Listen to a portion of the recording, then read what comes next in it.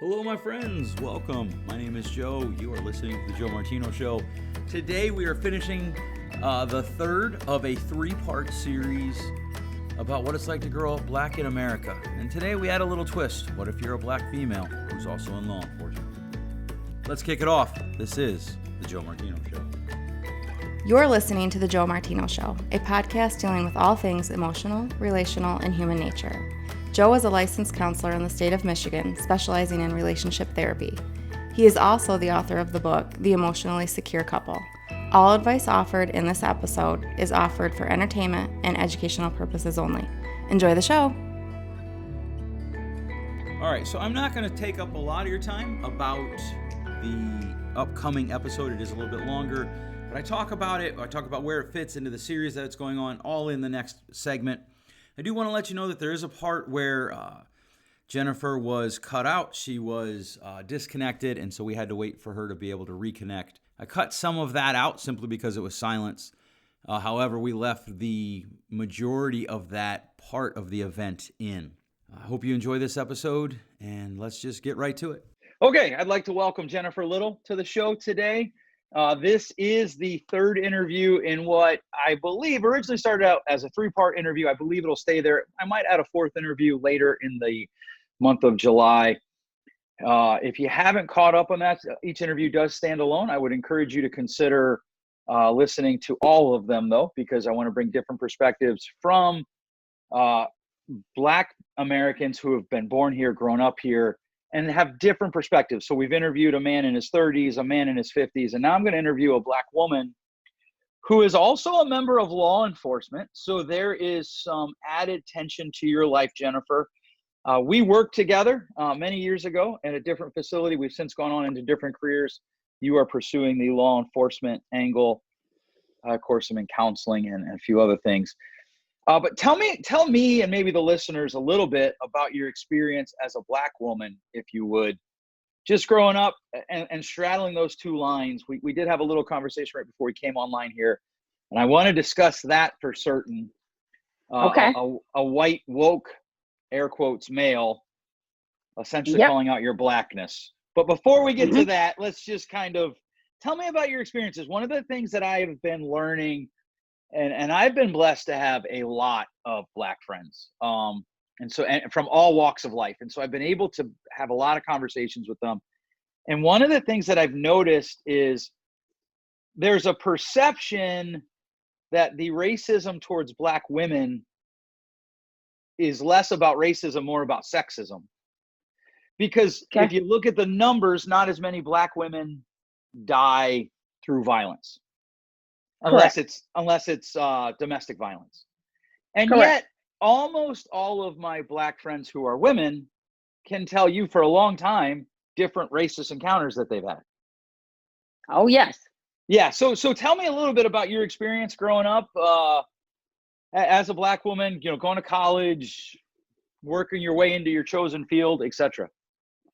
Well, first off, everyone was always should I say shocked when I say that I grew up in a all white neighborhood or a predominantly white neighborhood, that I went to private school. And in West Michigan, you find mostly in private schools, there is predominantly white people there. Right. Now, if you go to the east side of the state, to Detroit, they got several private schools, Catholic schools, of which there's going to be tons of Black kids there. Right. Not so much in West Michigan. So when I say that I grew up in a two-parent home, or that both my parents had jobs, steady jobs, good jobs, that we took family vacations every year, that I was familiar with things outside of Michigan that normal families were used to as well, it was always a shock. One thing that always gets me is that when I go get groceries, if somebody asks me, one of my biggest pet peeves is, will this be with your EBT card? Seriously? Oh, yes. I have been asked that on several occasions. Will this be with an EBT card? I feel like my I shouldn't response be is always, I like to ask them, what is an EBT card? Now, mind you, I also worked for CPS for what is now DHHS now, but it was DHS when I was there. So I'm very familiar with the system. But I said, well, what is that? And I get this blank stare. And I said, oh, I'm not familiar with that. What is that? I said, is that a rewards program going on? And they say, oh, Well, no. It's like one of those, it's for the, for some people that are struggling. You get that constant hesitation Right. slash Right. stuttering Right. slash, oh boy, she's not paying with that. So then, you watch the next person go in line and they don't get asked that. And I purposely stay behind to see if they're going to get asked as well. Yeah, But I'm older than you, and I can honestly say no one's ever asked me that. Even at a time in my life when I actually had the card, I lost my job. No one's ever asked me that. Right. Nope. So it's frustrating. Like, I didn't grow up with it. I don't use it now, nor have I ever used it. So it's like those kind of questions are really irritating. Or if I go out with a group of all white women, they assume that the white women are paying for me. One lady actually thought that I was one of the ladies' nannies. And whoa! And no. How long ago was this? Ballpark it, like 2 years, a year, 3 years? No, this couldn't be 2020 because we've been in lockdown. No. This was probably between the years of 2009 and 2012, because that's when I worked for DHS. And it was a group of us ladies that went out. So, and they all kind of looked at me like, why would they think we're paying for you? I said, because they don't think I have money. They think that you guys have money. I don't have money. You guys are paying for me, and I'm privileged enough to be with you all. Right. So you can pay for me. So I think things like that are the most irritating to me. The EBT one that really grinds me. Sure. Yeah. Because I take pride in work and not getting things for free. Right. Except for if it's from my dad, because I am a daddy's girl. But who's counting? Right. Hey, as a dad of 4 girls, I get that. Yeah. Okay, so I want to pivot here. You and I are talking about a young man that also worked at our previous place of employment. I don't remember him at all. I might have been gone by the time he got there. But he basically wrote to you, and I'm going to paraphrase it, but he basically said, how can you be so supporting of law enforcement as an African-American woman? Which, can I just pause here for a second? I have a friend who's black and who's from England, but he lives here now. And he gets so pissed when people call him African-American. He's like, I'm black. Or you can call me African English if you'd like. And they stutter, because they're so, oh, well, I'm doing better. No, you're not. And he'll get, oh my God, he gets so mad. But that's a different day. As an African-American woman, he told you it was time to find a new career. And then he asked you if you were raised by black people. Yes. Now, this is a white male who claims, I've interacted with him, claims to be extremely progressive, claims to be very smart, very educated. Yes. Very few people are as smart as he is. And he interacts with someone like that and probably doesn't even realize how racist that sounded. Not even sounded, how racist it is. How common are interactions for you? Because I didn't want to embrace the idea of defunding the police force. Right. Which we all know, which I would hope that most citizens know, whether black, white, Asian, or Mexican, understand that we need law enforcement. We need good law enforcement. Right. I am all for weaning out bad ones, but it's like every job. Somebody's going to slip through the cracks. Somebody. Yep. Yeah. I talk to people all the time. There's bad counselors, which is my profession. There's bad teachers, which is another profession very near and dear to my heart. And there's bad police officers. And we have to root them out. And part of that problem, which is probably outside the scope of this interview, but part of that problem is unions tend to defend the bad ones with the same vehemence that they defend the good ones. And that is a problem that needs to be addressed in a nuanced approach. But how often do you find that progressive, I hate the word, so I'm going to use it, and hopefully I don't get a whole lot of hate email this week.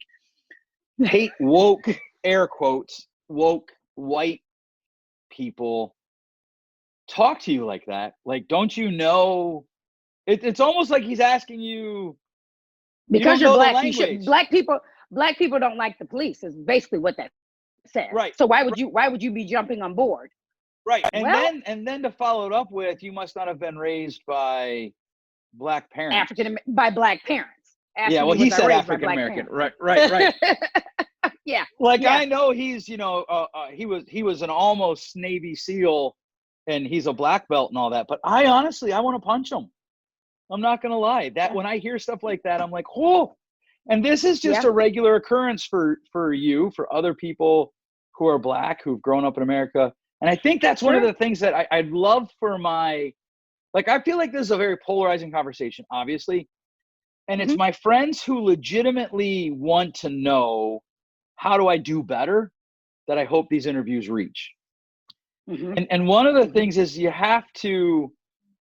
we all have assumptions about life, right? We all have assumptions about people that we see, but you have to be able to check those assumptions.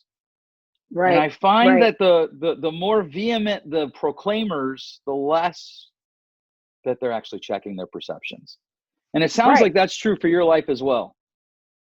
Oh yeah. You can't make an assumption that just because someone's black, they don't support law enforcement. And you definitely shouldn't just say, well, how could you, in such a judgmental tone? Right. Because regardless of if I worked for law enforcement or not, you still need the police. Right. Yeah. Like I say, wean out the bad ones. I'm all for that. But it's funny though, because I understand both sides. I seen something on Facebook that said something to the effect of, you can't be a pilot and say, oops, I forgot that part. Or I just made a mistake and the plane crashed. Yep. Well, you've got about 75 lives on this plane to maybe 100. And we don't really have time for your oops. Yes. And they said, this is the same, this should be in the same realm as law enforcement. Absolutely. And I get that. And I understand that. But we all know there's always that Officer Chauvin, Minnesota PD, who slips through the cracks. Now, mind you, he's had previous complaints, 18 to be exact. So in like 2 years. That's a little too much. That's too much. That's too much. That's enough to say, okay, we need to reevaluate him, maybe give him some desk duty. You need to go to some trainings. Maybe you even need to see a counselor. Yes. And have the counselor give, because we all have to take psych exams before we even get the job. Maybe you need to retake that again so we can see where your head's at. Yep. So and one of the things that I've been trying to talk about a lot, long before this particular awareness came to level, is we have to be able to hold things in tension. I can support police officers, and the county that I live in, I know probably half the department of the sheriff's deputies. And the only reason I don't know the other half is because they're new. By the time they're done, I'll get to know them, right? And I'll see them and chat with them. I come from a family, my mom's side had a lot of law enforcement officers in it. And at the same time, get rid of the bad ones. Like, I can watch that video. I got, and I don't typically get angry over things I read on Facebook because it's Facebook. But when I first put up that video, somebody was like, well, we don't know the whole story. And I'm like, I watched 7 minutes of a guy kill a guy. I don't need to know the whole story. And it was 8 minutes and 46 seconds. Right. Of him resting his knee into his neck. Right. And one of the things I tell people all the time is I used to teach physical restraint. In fact, I don't know if I ever taught one of your classes where we worked, but one of the things I used to tell them is you don't get to have a bad day here where you do something that violates these rules, where you put these residents at risk. You don't get to have that kind of bad day. And that's the level we need to hold the police accountable to. Did I lose you? Uh-oh, you are frozen. This is the first time this has happened in my interviewing. I think it's because the whole world's gone to COVID-19. So stay with me, people. We're going to see if we can reconnect here. I'm going to stop recording and we will record a new one. Okay, so she is back. We are unfrozen. One of the things that has happened with COVID and lockdowns is a lot of people are going to Zoom. And so it is slowed down. And you get the distinct honor of being the first time that I have had one frozen. So I don't know where you went frozen there, where you didn't hear me, but one of the things I used to tell people that I trained in restraint in a mental hospital was you don't get to have a bad day. Correct. If somebody gets hurt. And that's the same level for police officers. We can be understanding, but at some level, you just don't get to have that many bad days. And that's something, but again, that's a tension thing that people have to be able to live in. And especially if if your bad day is going to result into murder/death. We're not talking about you made an insensitive statement, not derogatory, but you just kind of acted like you didn't care or nonchalant. That can be fixed. I can't fix death or murder. Yep. Once they're that dead, can't they're be dead. fixed. And I agree. And I can fix maybe a little incompetence. I can fix maybe lack of sensitivity, but death can't be fixed. When it's done, it's done. And the interesting conversation that's rolling out of this. In fact, I'm on an aggregate site. A lot of people are, called Quora. And one of the questions that came up today was, if it happens again, and I almost feel like saying when it happens again, because George Floyd isn't the first one. 2 months ago, there was a white guy in Dallas that they did it to. Tatum was his last name, and he died. What are citizens legally allowed to do? And I'm not asking you as a law enforcement, officer to comment on that. That would be corrections, though. Correction side of that, just so everyone knows. Okay. But there is correction side. but there is, I think that's a positive coming out of this. Like, how do we intervene? How do we address this?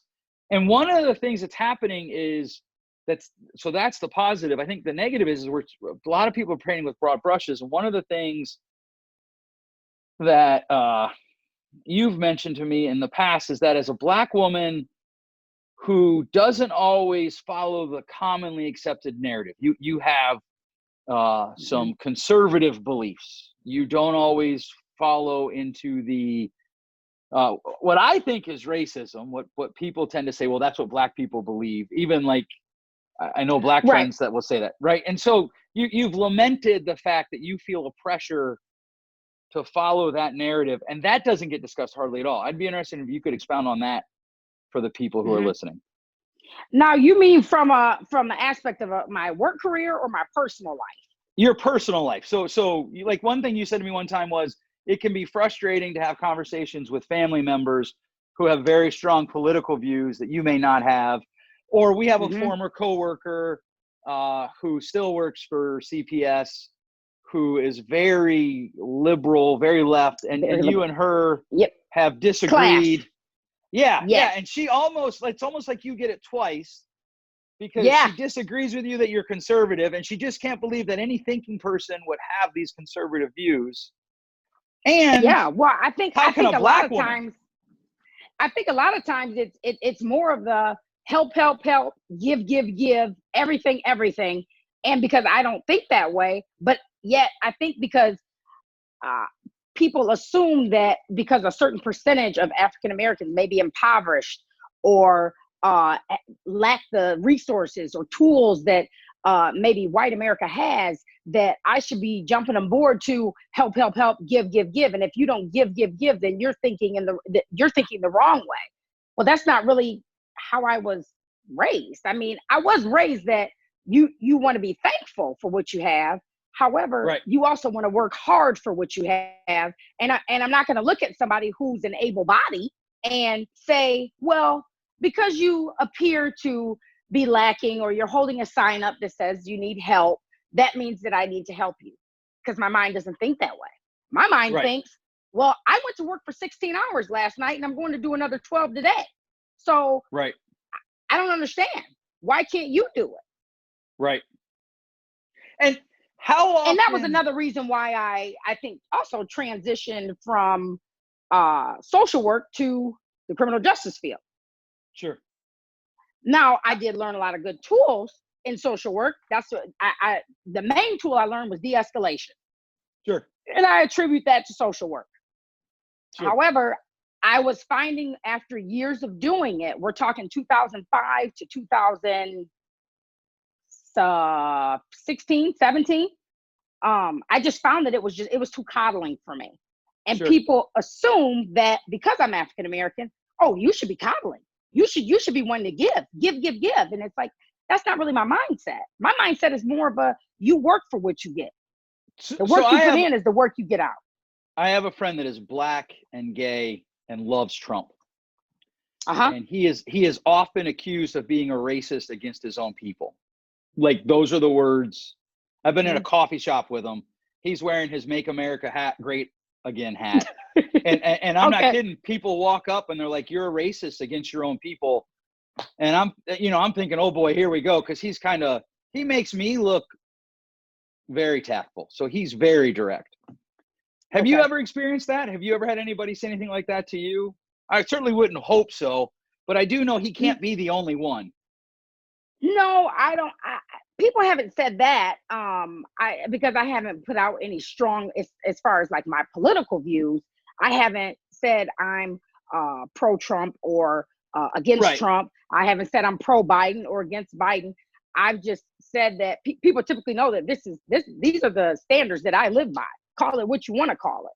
Sure. But I don't think nobody's ever came up to me and said anything specifically about my views. No. Okay. All right. Yeah. And I don't want anybody listening to assume that I'm not assuming your political views, but I do know, like myself, I like to think of myself as right of center.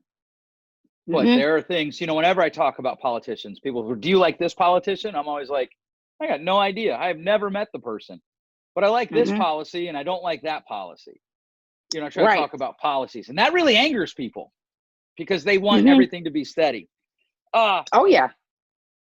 Here's a question. And maybe, you don't have them, as a Black woman with a father and a brother, a boyfriend, excuse me. What are your fears for the men in your life who are also Black in America in 2020?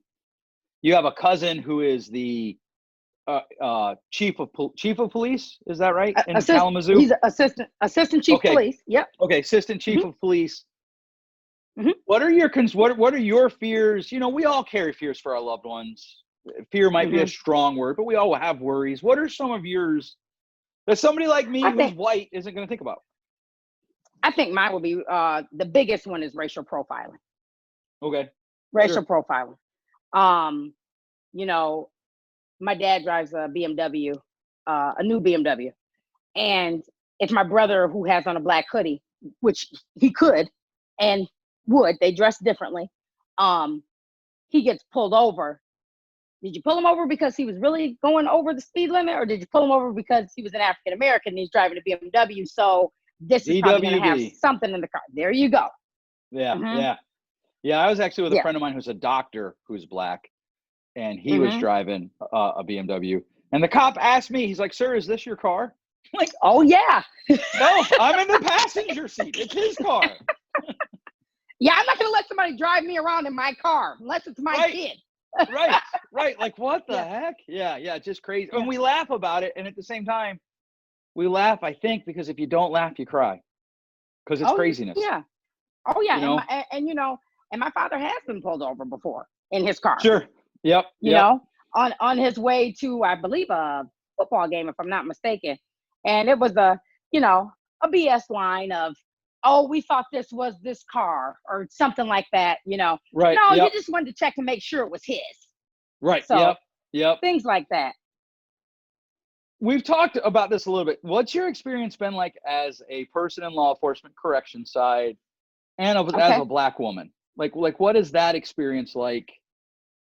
Well, I work for a great agency. I love the agency. I have had some very funny moments there. Let's see here.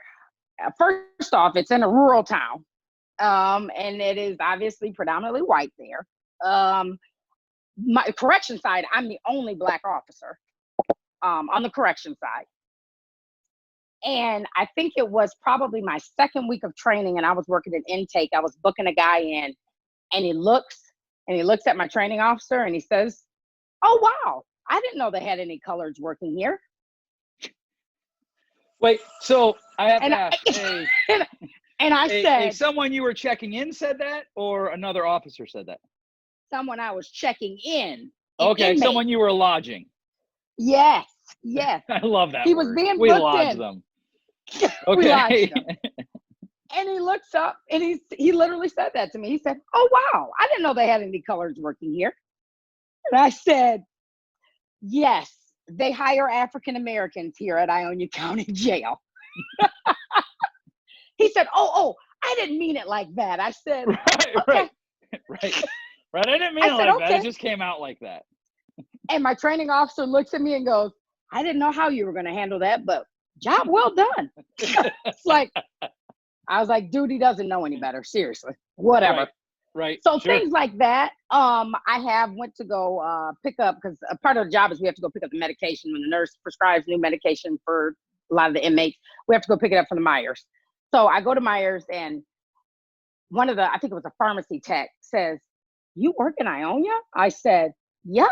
She said, "Oh, wow. Do you work on the road?" I said, "Nope, the jail. I'm here to pick up the meds for the jail." "Oh, wow. Oh, I've never seen you. Are you new?" I said, "Nope." I said, "I've been there 6 years." She said, "Oh, wow."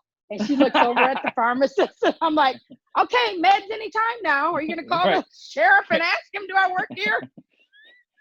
Would you like to call Charlie? Right. Exactly. Right. Those are some things I ran into while working there, though. Sure. So let me ask you two questions, and I appreciate your time. I know you're busy.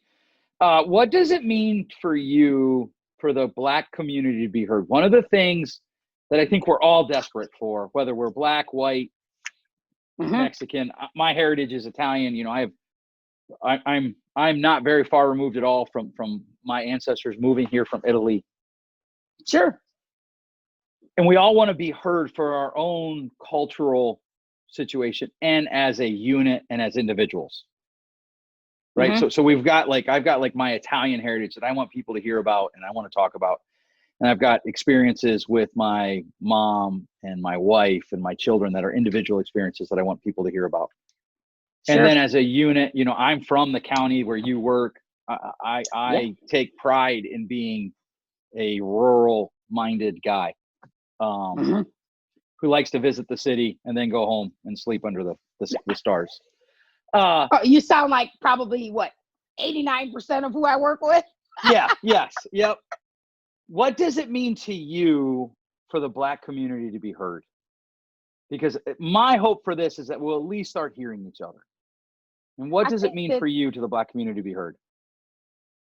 I think that the Black community would like to see law enforcement work with them instead of feeling like they're working against them. I think that they would like apologies. I think that they would like explanations in regard to police brutality, in regard to profiling. I think the justice system alone, I think sometimes too, you know, people can get it misconstrued that the police are there to carry out the laws. They're not there because they're the judge and the lawyer and whoever else. They don't they have nothing to do with what goes on in the courtroom. Their job is just to arrest somebody based on a specific offense. But I think that the African American community wants explanations. I think they want apologies. I think they want some sensitivity. I think they want understanding. I don't know how and when that'll happen, hopefully soon. But if I was to say, what do they want? I think those are the three things they want. Explanations, apologies, understanding. So being heard would just be engaging in those three aspects of, hey, look, this is why we did what we did. Oops, here we screwed up. We're sorry. And then, okay, let's understand what this looks like. Yeah, those sound like three good starting points. Is there anything you want to add to this interview? Anything you want to say to anybody listening? Just that I think that cultural sensitivity, diversity and inclusion is very important in jobs that, you know, involve being in the human service field. That's very important to me. And I think that it should be implemented no matter where you work at, no matter if you work in a predominantly white environment, predominantly Black environment, whether it's mixed or whatever the case may be, you need to become acclimated with different backgrounds. You do. Yeah. Yep. And even in the different backgrounds, there's going to be nuance that people have to embrace. So like I said, I have friends, I think I've said this to you before. I have friends that are so far left that they really feel like President Obama was a sellout, that he was too centrist for them. And then I have friends that are so far right that they feel like Trump's a sellout and he's too centrist for them. And they tend to meet somewhere in my life. And I don't agree with a lot of, especially when they get out to those extremes. There's a lot of what they say that I don't agree with. And at the same time, there are a lot of things that I do agree with them about. They love their families. They love people. And there has to be space for us to hear other people's brokenness through our own brokenness. Because we all carry stories. The police officer, and this is not a defense of that Chauvin dude or whatever his name is, but those police officers, they carry broken pieces. The people that they're pulling over carry broken pieces. And I'm afraid as a society, we've stopped looking at that.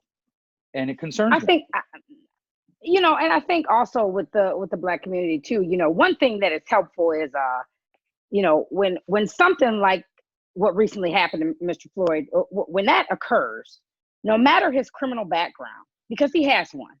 Yep. The first thing you say isn't a detailed description of his criminal background. Because I agree. He obviously served his time. Because when you mention that, you're clouding the actions that took place. You're making it seem like, well, he was nobody special. So this was his criminal history, and pretty much, the hell with him. You know. Well, right. Oh well. Like I was talking to somebody. And we have some mutual friends, obviously, that are police officers, and a lot of them put up, you know, hey, this was murder, that man was killed. And then I have other friends like, well, you know, he had fentanyl in the system. And so I'm always like, yeah, can you imagine how bad a day you have to have that there are illegal drugs in your system? So your day's already bad. Your life has taken a turn that you don't want. Nobody wakes up and is like, you know what? I hope in 5 years I'm on some sort of illegal substance. Nobody does that. So his life has already kicked him. I got to clean this up for the podcast. It's already kicked him in the tender spots. Right. Exactly. So and now he has, like you said, he can't be having a great day. He can't be having a great day. Or an extended period of days can't be good, right? Because he's gone and he's taken a forged check. And so here's the thing. For the forged check, if he did that, because at this point it would have to be alleged, but if he did that, then he should go to jail. I think it's 30 days.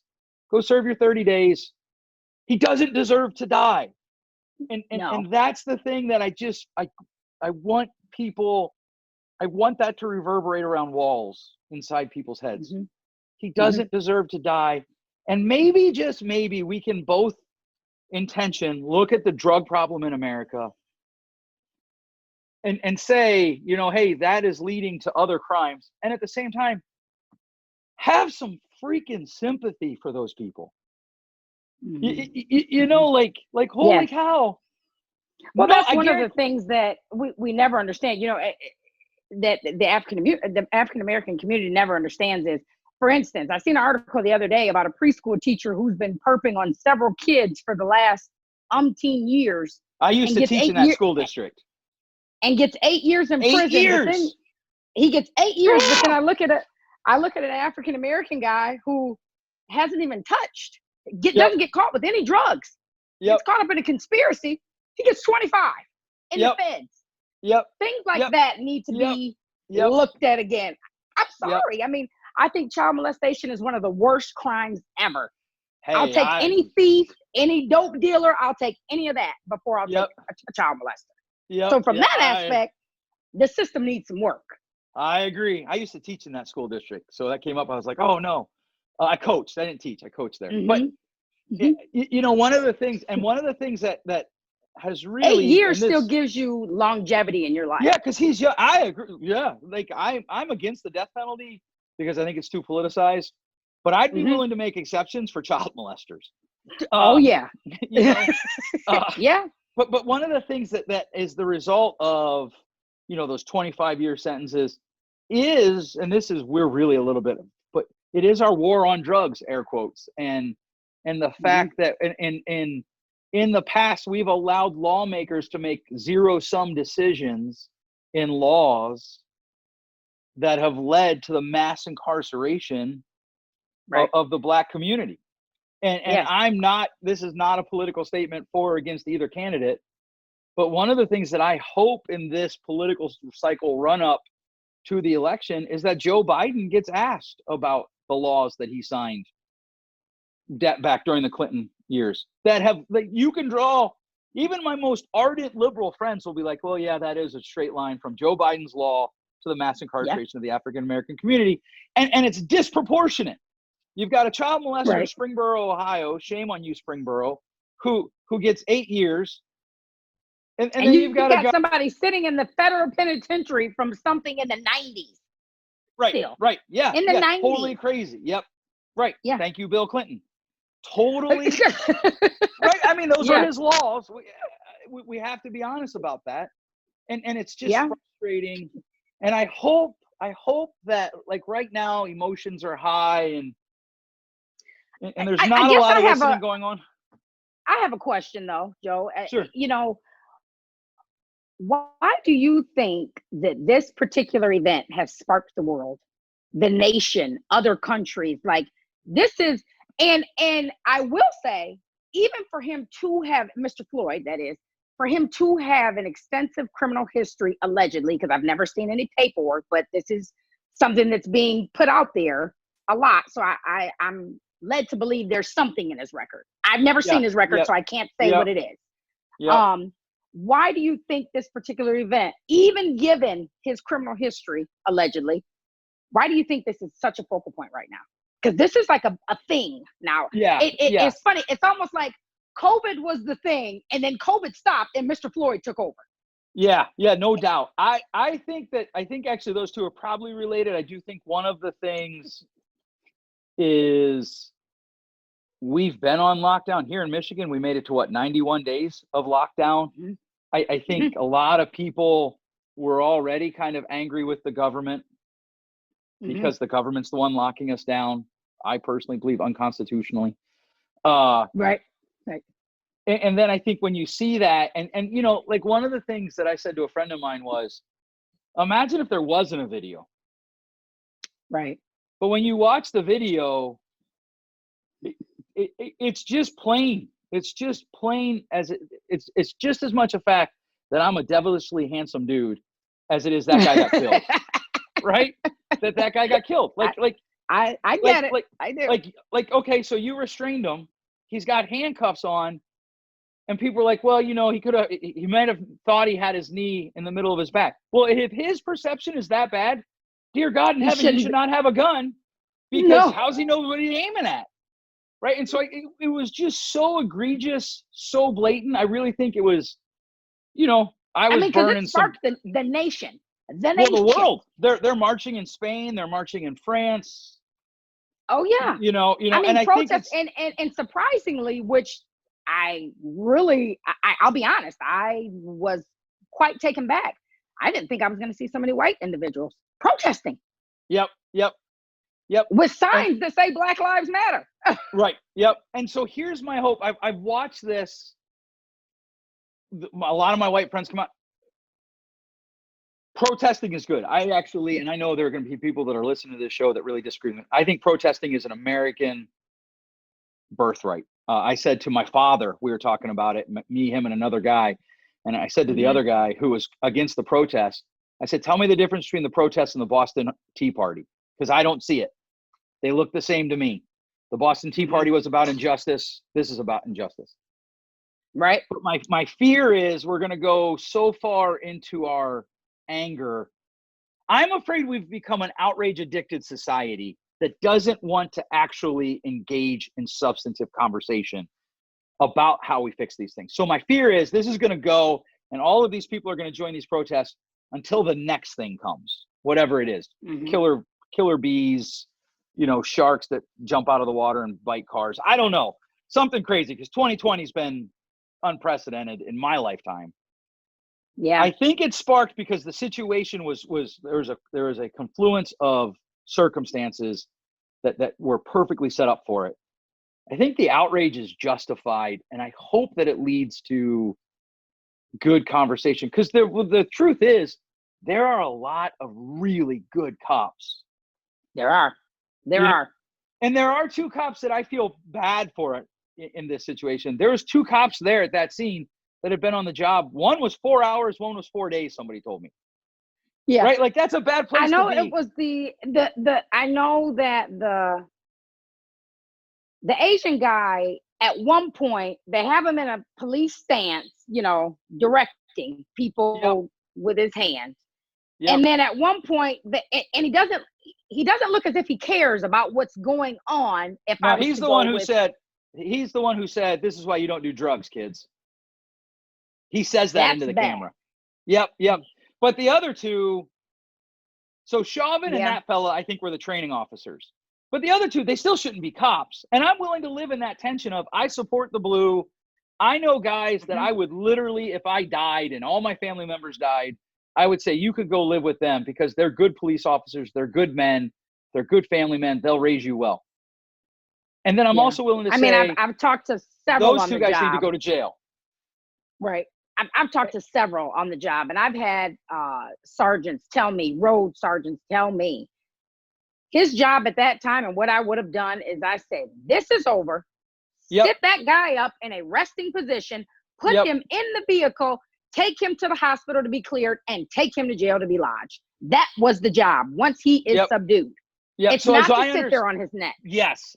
So as I understand it, they had him handcuffed. They went to put him in their vehicle, and he fought, picked his legs up, and none of this was caught on camera. But as I understand it, I've talked to a few people who I think I can trust to have some understanding what happened. Because the one guy actually says to one of the people recording, he says, one of the people recording says, hey, you need to put him in the car and take him to jail. He's like, we tried. We're waiting for a van to come. I think this, regardless of whatever else is going on, they got angry and they were going to make him pay because why is some low life druggie messing up their life? And for people listening, I'm not saying that I think he was a low life druggie. I think that's what they thought. And those other guys, they got caught up in it, and I feel bad for them. But I agree with you. Like, somebody just should have just said, hey, this is done. And the truth is, police officers don't have to sit them up. I didn't know this, but I have a friend that's a Minnesota state trooper. Oh, really? And he said they would have been legal to leave him handcuffed and leave him laying there and try to move him onto his side. But the truth is, nobody really gets injured if they're handcuffed and laying down on their own, unless on their own body. But, I mean, if you take any lethal courses, one of the first ways they teach you how to silently dispatch a person, air quotes around the word dispatch, but that's typically the word used in training, is you cut off the flow on both sides of their neck and they die. And it's not like maybe they die. They almost always die. Right. We have to engage that conversation of, look, those 4 guys screwed up. Maybe 2 of them because they were new and they didn't know what to do. I'm a little uncomfortable with that, but all right. But the other 2, they were experienced I would have officers. liked to, I would like to think, though, that even my time on FTO, that yes, if I was to watch my training officer do that to somebody, I'd say, dude. You're right. I'd at least say, dude. I'd say there's right and wrong. There's right and wrong. I'd say, this isn't looking good. Can we stop? Can we maybe try to talk to him? Can we just keep the cuffs on and sit him up? It doesn't look good. And we've got 50 phones looking at us. Can we secure him? Can we secure him just by rolling him on his back? Because if you're handcuffed, like, here's the thing. You can't have it both ways. To my friends who are like, well, no matter what, you always have to support the police. You can't have it both ways. If he's on all those drugs that are in his system, you roll him on his back and his hands are handcuffed, he ain't getting up. He's not getting up. He doesn't have the coordination. And people don't want to engage that. Jen, I really appreciate your time today. Thanks so much for coming on the show. For sure. Thank you so much. Yeah. And that does conclude this series. I do want to let you know of a few things that we are talking about here at our offices, a few things we're kicking around. First of all, we want to let you know that we are open. We can still see you. We are starting to schedule marriage conferences for 2021.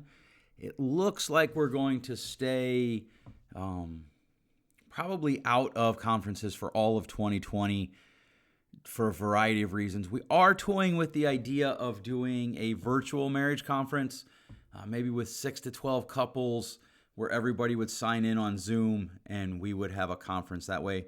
That is something that we're kicking around. I'm also kicking around an idea of revitalizing my YouTube channel with a few changes, where before it used to be more thematic. In other words, there would be a script that I would write and it'd be about a topic, and we would do it, maybe a 5-minute counseling session, maybe something dealing with anxiety. This is going to be more of a riff-based YouTube channel. I'm going to keep the same channel, but riff-based episodes, more where I just literally grab a camera and talk to you for about 1 minute to 2 minutes about something, anything, and then we're just going to put it up. It might fail miserably. It might succeed. I don't know. I am interested. If you're listening, if that's something you'd be interested in, please let me know. You can email me, joe@joemartino.com. If you do have any questions, feel free to send them in as well. I don't say that every week, but I do mean that every week. You can always send in a question, joe@joemartino.com. Make sure the word podcast is somewhere in your subject line. Thanks so much for listening. We'll catch you next time. Thanks for listening. If you enjoyed today's show, please share with a friend. And hey,